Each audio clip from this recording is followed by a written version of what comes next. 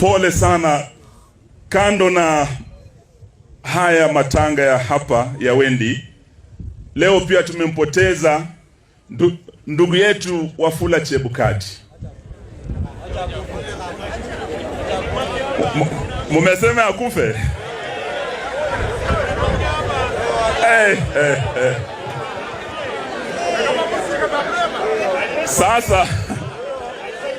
Sasa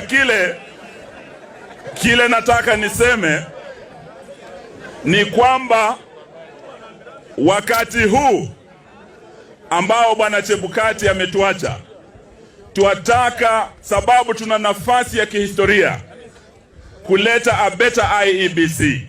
Muheri amesema siku ya leo, ni ukweli ya kwamba serikali ya bwana Ruto is very good in PR. Wamekuwa huku kwetu siku 6. Sio mbali na hapa. Ruto alikuja, nafikiri ilikuwa Lugulu hapa, Naamuni, aka launch transformer hapa Webuye East, na hata post na waya hatukuziona. Na zile ndege alikuja nazo, ndege 6, ukichukua ile pesa alitumia kutoka Nairobi kuja Webuye East ni mamilioni ya pesa. Inashinda hata ile soko ya shilingi milioni 50 alifungua. Hiyo ndio tuko tunasema ya kwamba stop this PR. Najua ya kwamba watu wake wanateta ati Bishop Muheria amemkosea heshima. Amesema ati yeye serikali yake ni advertising agency. No, we want to say the Kenya Kwanza government is a PR agency. Kile nataka niseme ni kwamba wakati huu ambao bwana Chebukati ametuacha, tuataka, sababu tuna nafasi ya kihistoria kuleta a better IEBC, kuleta a better leadership in the IEBC. Tuataka tuambie wale wanaohusika to fast track the process ya recruitment ya IEBC. Tuko na by elections nyingi, tuataka tunyoroshane na hawa watu mara moja. The conman that gets sworn in, then you realize you elect a conman. Next time, you will not elect a conman. Just like this time, we elected a thug, a tyrant. Ruto is a thug.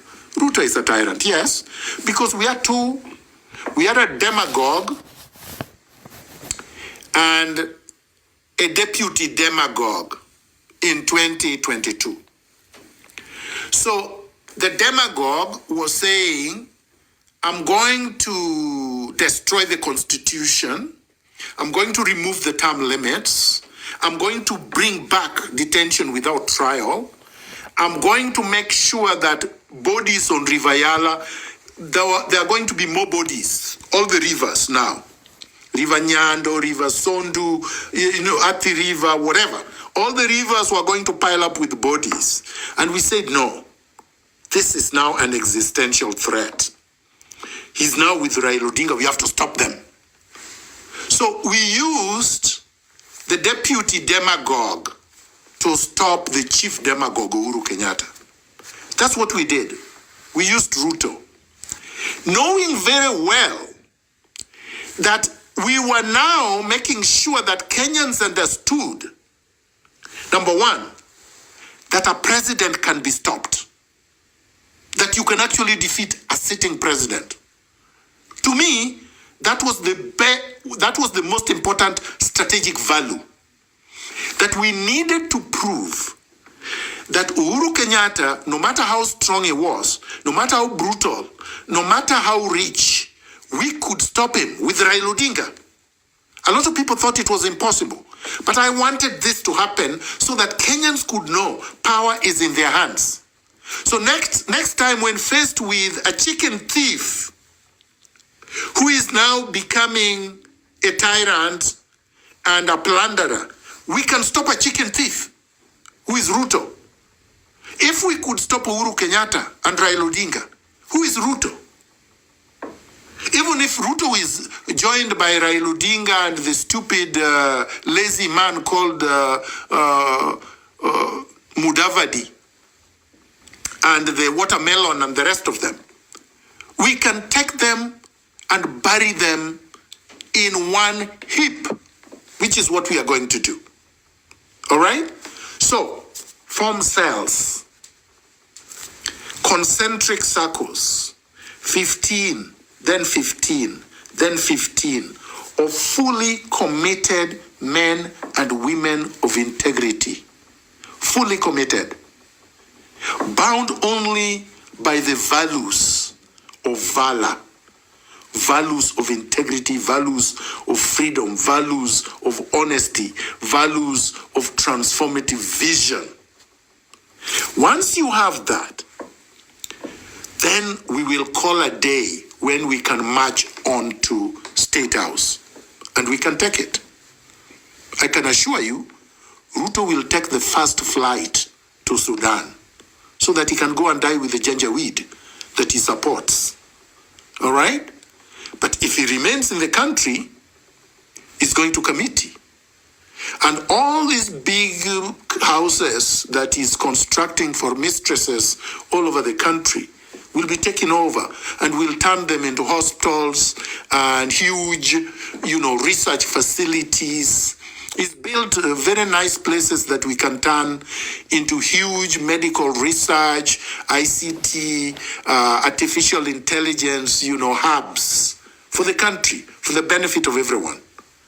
We can turn them into huge factories, the farms that he has dotted all over the country, together with the Urus. Some of them will be malls, like the Taj Mahal that he has built in Washungishu. That would be a tourist attraction. We turn it over to the Ministry of Tourism and is run properly and earns the country revenue. So this is the way.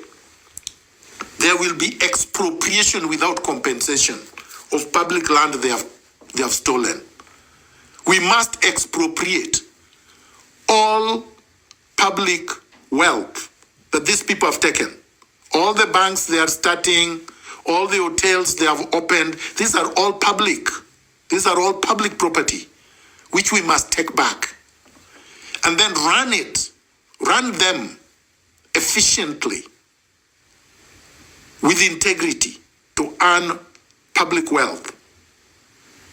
And then we will turn the cities into modern, well-managed cities of the world, just like I told them in 2017.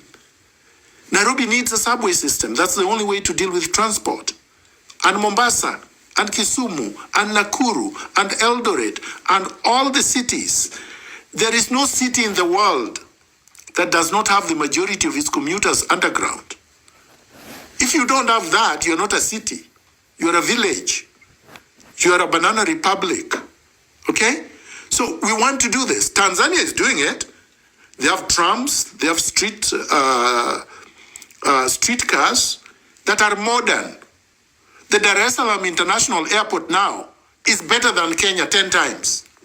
And they have done it in the last 15 years. Magufuli did a great job before the Americans took him out. It doesn't matter if they take you out as long as you leave a mark. What you leave behind is a legacy, just like Sankara left a legacy. Revolutionaries don't die as long as you have left a legacy. We are talking of Lumumba. We don't talk of Mobutu, who was there for 35 years, 40 years. Lumumba was not even there for 2 years, but we still talk about Lumumba. We talk about Sankara, who was there for only 4 years. We talk about Nkrumah, who did not finish 5 years. The point is, legacy more important than all this ostentatious opulence, courtesy of our taxes. And once we have these cells, then we have the engine of change.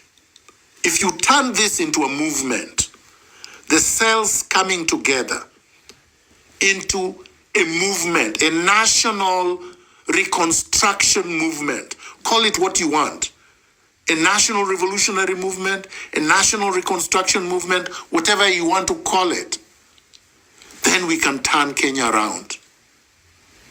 It would not matter what age group. It would not matter what gender. It would not matter the level of education. The values are what should and must unite us in turning things around. And that is what I wanted to say today about the meaning of Raila Odinga's defeat, the meaning of Raila Odinga's complete humiliation in Addis Ababa, that it is good for the revolutionaries. It is a terrible failure for the oligarchs, the bandits, the criminals, and should now re-energize us in the final push for the total liberation of Kenya.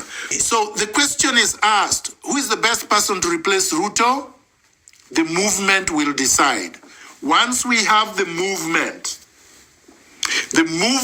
based on values, the best person will emerge out of the movement. It is retrogressive and reactionary for someone to start from the position of, I must be a leader, or it must be this. No. There are thousands of Kenyans who are capable, but we have not created the conducive conditions for them to emerge to the leadership position. Just like in Senegal, you didn't know the current president would be president, and nobody knew what kind of president he would become. But I can assure you, there will, in the next epoch, after our revolution, no tin god, no pictures of people hanged in offices and business places. It's primitive. You hang your parents' pictures, your loved ones, and your heroes. You choose who those heroes are. The state should not choose that for you. So this low self-esteem character, behavior of hanging your pictures all over thinking that you are a semi-god, that will be a thing of the past. I can say that with confidence.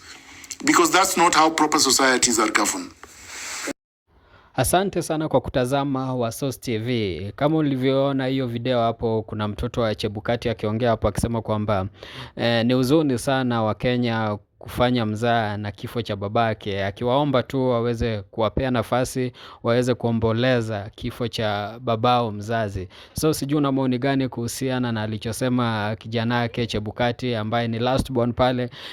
Kama uko na maoni niachie hapo kwenye comment section. Video ya pili ni hapo, anaitwa Daktari Miguna akiweza kumkashifu na kumkemea Rais William Samoei Ruto akisema kwamba Ruto ni conman. Yani ameweza kuzungumza mambo mazito kwenye hiyo video hapo ambayo umetoka kuyatazama hapo. Sijui na maoni gani pia kuhusiana na alichosema Daktari Miguna. Kama uko na maoni pia niachie hapo kwenye comment section. Kama hujasubscribe kwenye Wasource TV na kuomba uweze kusubscribe, finya notification bell ndio wakati wote tunapata habari kama hii unakuwa mtu wa kwanza kuipata. Hadi wakati mwingine, mimi nakutakia tu mchana mwema na nashukuru sana kwa wakati wako.